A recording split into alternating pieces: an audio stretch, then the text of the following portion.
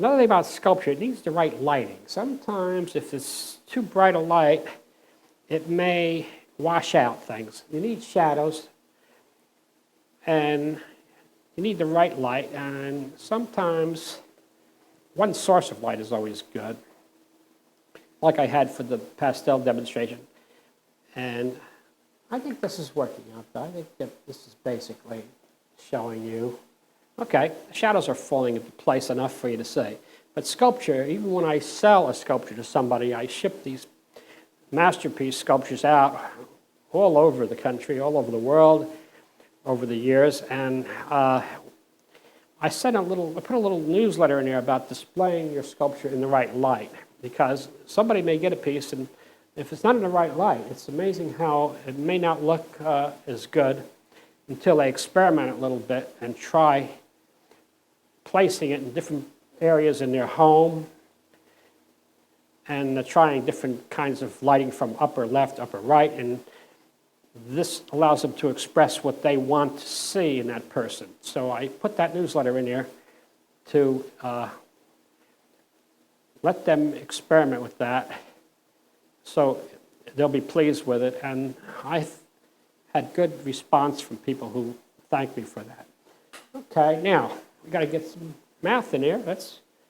Remember, between the bottom of the nose, bottom of the chin, let's put a line there. Now, there's the placement of the mouth about there.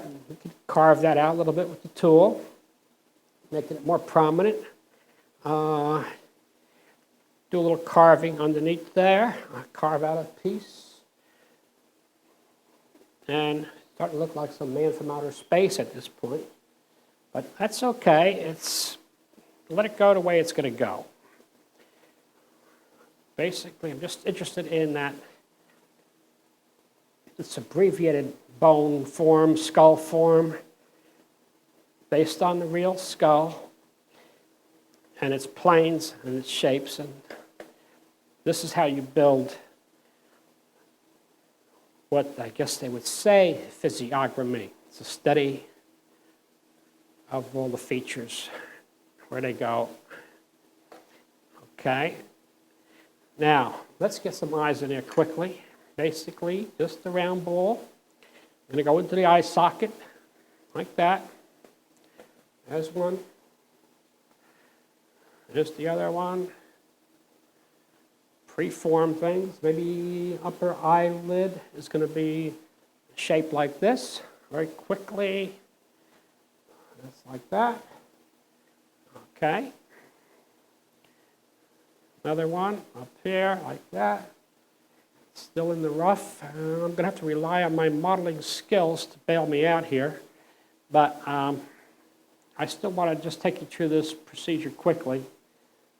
So you know what I go through. Every time I start one of my pieces, this is what I do. I start with this, and then it ends up Albert Einstein or Sigmund Freud. And mentioning something about the money in art sometime, I have to talk about that a little bit. The Freud was used in a prop in a number of movies. They order from, I've done work for Miramax, 20th Century Fox, MGM. I did a witch for the Amityville Horror years ago.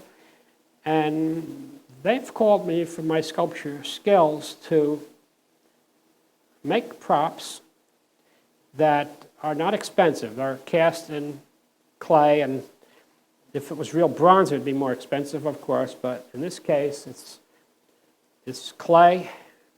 I make a mold, I cast a piece. Maybe that will be another segment of these shows, is to show you how we cast and make molds and reproductions so they can be sold. So the movies that they were in were Cracking Up, was called, I think that was for Showtime. They needed a sculpture of Sigmund Freud for a psychiatrist's office. So I got that job. Then another movie was about the president, and it had to do with the setting up the left the east wing of the White House in this movie, in which they displayed my Andrew Jackson and Abraham Lincoln, so they purchased those pieces from me a while back. Now, if you want to see that on the web, just go to my website and click on Movie Props. Movie Props will show you all the work that I've done for Miramax and Showtime and all those other movie industries. That has been kind of fun for me.